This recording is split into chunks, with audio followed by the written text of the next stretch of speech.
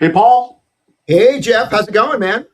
It's going well. Last week we were talking about micromanagement, and we sort of landed like what happens if you are being micromanaged or you have some problem with your manager, how you might have that conversation with your manager. So I thought maybe we talk about having a difficult conversation upward with your manager. How do you have that conversation? I think that would be really helpful for our audience. Yeah. Let's do it. How should we start? Well, I think maybe one of us should be the bad guy, and we just talk about it. So, do you want to be the bad guy? Do you want me to be the bad guy? Um, you mean like serious? No. Gee, why don't you be the bad guy for a change? Because you're Okay, like never the bad guy. You never obviously. micromanage. How? You know what? I'm putting this down in the record. All right, let's just go. So, okay, so you're going to come talk to me and talk to me about my bad behavior, as if. But what would be the first thing that you would come prepared? How would you get ready for this conversation? Well, you just said it, right? Before I'm even knocking on your door, I've got to, take a breath. I got to think about, all right, what's happening? What exactly am I trying to change? And, one of the things that I hate, anytime there's any conversation like this, I hate when someone throws a label at me like, oh, the problem is you're so overbearing or you're so, but that doesn't make me feel good. I get on the defensive. But if I were able to actually say something specific about a behavior, like, hey, Jeff, remember that project we were working on last week? Um, One of the things that was sort of difficult for me was, if you're under so much stress, I think you were checking in all the time. And I get that, but it was almost like constant interruption for me. I couldn't get in the flow. I couldn't kind of go outside the box, that type of thing. It's a specific behavior. I think that would go really well. Yeah, I think when we talk about people's behaviors versus traits or labels, it signals right away it's something that they actually can control or change, right? So when you go in and you say, "Hey, you're micromanaging me," or you're just being rude, like whatever, it's like, well, I don't know what to do about that. But just say, "Hey, you're checking in a lot," then oh, well, that's something I can maybe do less of, right? It right away signals what I can do differently potentially. If again, being that I think that is a problem, because that's something that as the evil manager in this situation Let's needs call to you just Darth Vader. Let's yeah just call you Darth. decides that I need to do. Do I have the power to yeah, see, well, this is going to be a good ending to this episode. So, all right, so you come in, you have a behavior in mind. You come in, how you starting this conversation? You're pointing a finger at me, and you said, "You are acting this way." Yeah, that's going to go over really well. Yeah, that's the thing, right? So I don't want to put you on the defensive because let's face it. I mean, seriously, if I were to, be kind about Darth Vader, maybe Darth Vader's got a lot going on. Darth Vader, we didn't know until later in the series, has got the whole Emperor. That dude is like, he's got the Sith thing, the lightning. I mean, he's bad news. No wonder Darth Vader was a pain in the butt. So the ability for you and I to talk about what we have in common, like, hey, we're trying to get this done, for the Sith Lord. And so that puts us on sort of the same side of the table a little bit. I think the more we can do that and the more we can explain or I can bring to you again, and I started doing it in when I first started giving an example. I know you're under stress. I know we're both feeling it, right? And you're probably getting it worse than me. That idea of, again, it's us. I do understand the stuff that's going on for you that I don't have, right? What do you think? How would you react if I came to you with that sort of scenario?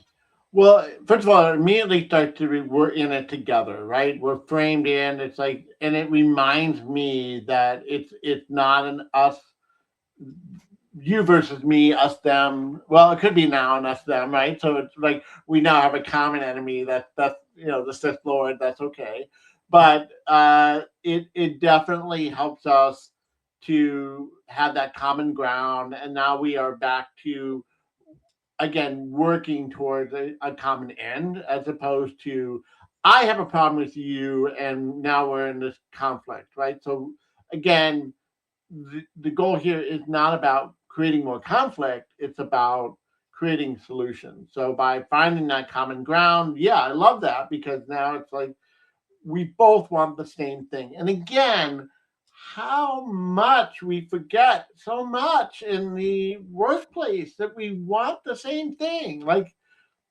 it always like, oh, yeah, we all want the project to fail, right? Is that the goal? Like, Right. how, oh, yeah, we all want the business to go under. That's the customer. Yeah, we want the customer to be miserable and unhappy. I Yeah. mean, it's not what we want. And we sometimes act like half of the people in the room aren't cheering for the same team. We are all on the same team. We might all have our own bag of rocks that we're carrying around with our own problems. Hmm. Just keeping that in mind and saying, hey, how are we going to work on this together? So I love that Yeah. we come in and reframe it that we're both under pressure or how do we get to get back on the same page. But I, you have feelings, Paul. It's not just about me and this well, pressure I'm feeling. well, well, it's actually good that you bring that up. I can think of certain situations where I had coworkers who were way more anxious about things than I was. And in the moment, I was like, your emotions are dumb. Like, why would you think that? Why would you feel that way? That's ridiculous. And of course, it was someone else, someone that you don't know. His name was Meth Moulton. Anyway, Oh, I know, Meth. it's Dr. Meth to you. Uh, but you know what I'm saying? We do really, there are times where we're in our own heads. I said this yesterday. I'm in my own head 24 hours. Sometimes I forget that other people's heads are designed differently. They sound different. They're reacting differently. And so you're right. I think the idea, and ideally, if I come to you with a problem, and I want to make sure that the audience understands this, I think from mediation, right, conflict resolution, if I'm the one coming to you with a problem, I want to state it where it's like, this is a problem I've got. I'm asking you for your help. I want that relationship where we're solving a problem together. Like, hey, boss, here's what's going on. You did these things, it caused the following things to occur. And yeah, it did have an impact on me, and it was a bummer. I didn't feel like you trusted me. I didn't think like you thought I was capable. And it was a little annoying because I really wanted to do a good job. Again, that reminder, like you said, of course I wanted to do a good job. So I think that, obviously we don't know the relationship if, our audience members have with their bosses, right? So the idea is like, I've got this issue.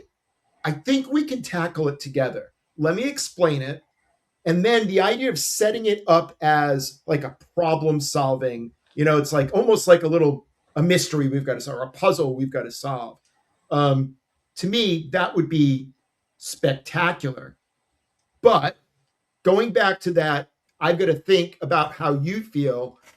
If I came up with a solution and presented it to you directly, because sometimes you hear that advice. Hey, Paul, if you've got the problem, don't just come to Jeff and complain. Set up what the problem is. So, Jeff, here's exactly what you need to do.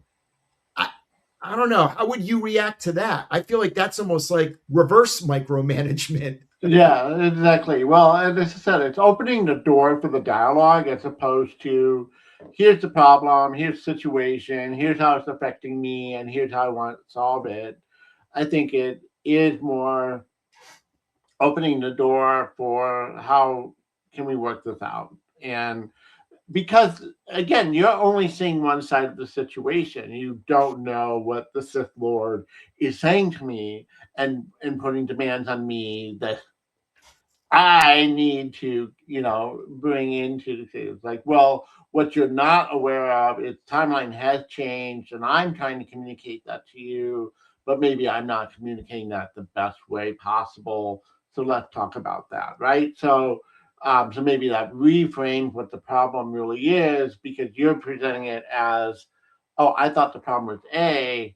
No, the problem's really B, but I didn't express it the right way. So it gives room for the right framing of the actual root problem rather than just it is my way the only way, which I think again, if you go in rigid, if you make it a rigid conversation, it is not going to end well for either one of you. You're both, leave the conversation feeling gross.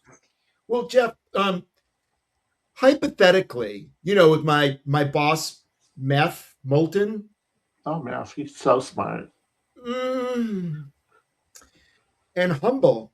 Um, so the thing with Meth is, I feel like no matter how I present it to him, the conversation's going to be rough, kind of uncomfortable. Um, how do you think I should prepare for that? Okay. So I think you need to be realistic about your relationship with Meth or whoever your boss manager is, and let's be realistic. If you have a very contentious relationship with your supervisor, your manager, this may not be the best approach to have this kind of direct one-on-one conversation. You might need to work through HR or with another manager to sit down and still have the same kind of conversation, but with someone helping to mediate or making sure that it doesn't go off the rails. So let's stay realistic. Like it's this I do feel like I can have this positive discussion. If it just this is someone that's rough around the edges, the rule that I have found to work well and that I've shared with others is think about yourself. Most of us uh, are pretty good gauges of civil and appropriate behavior. If someone came at you and said, I think you're really rude and stupid, and the way that you've been micromanaging me is ridiculous, and you think that that's going to be a really great way to receive that information, then you're probably going to be like, no, I would not want to hear it that way. Think about how you would want to hear it. Like if you were on the other side, what would you want to know? How would you want to receive it? And what Yeah. would help you turn the corner? So to come in and think about if you were in the shoes of your leader, you would, yeah, I just want to hear their behavior. I want to be empathic to what they're going through. And then I would want to hear their side and give them room to to be part of the conversation. Let's think about the close then, Jeff. If you and I are having this difficult conversation, it would be, I think, really cool if we did sort of maybe two or three things. One, let's come up with something that's like a small, testable, like, hey, for the next project, Jeff, Meth, here's the way I was Darth, thinking. Darth. Darth Meth. Ooh, that rolls off the tongue. Why don't we try this out? And then if we have agreement to that, I think the next step would be now, what do you think what does success look like? Like if at the end of next week, I'm thinking I'd like to see us, be on time, come up with something that's really creative, And obviously I'm feeling good about it and you're feeling good about it. Is there anything else that we should throw in the mix here about, right? So now we're agreeing to the criteria of what success looks like. Yeah, Anything else? I know. I think that is, first of all, don't expect to change everything in one big swoop. So I like the idea of a pilot, a small mini experiment. I think is chef kiss perfect. I also think, as you're talking about behavior change, as the employee, don't forget that you can reward your manager for changing their behavior. So if you are looking for your manager to communicate more or to stop micromanaging or whatever it is, if they stop or start doing whatever you want them to do, acknowledge it. Tell them that, hey, last week, 2 weeks ago, you've done that. You've been doing that, and it's been really great. It's been really helpful. I really appreciate that. I know I had a leader many years ago who was fanatical about on the weekends just sending emails because that's just when he got caught up. And I said it was just creating all this anxiety. And then I just said it created anxiety for everyone. If you could just use the time send feature. He just didn't think about it, and he did. And and once I noticed it, I said, it. I just really appreciate that you made that effort, and it just changed the relationship. And it's just like, oh, what else can I shape and manage and manipulate him to be? But anyway, that's another story for another time because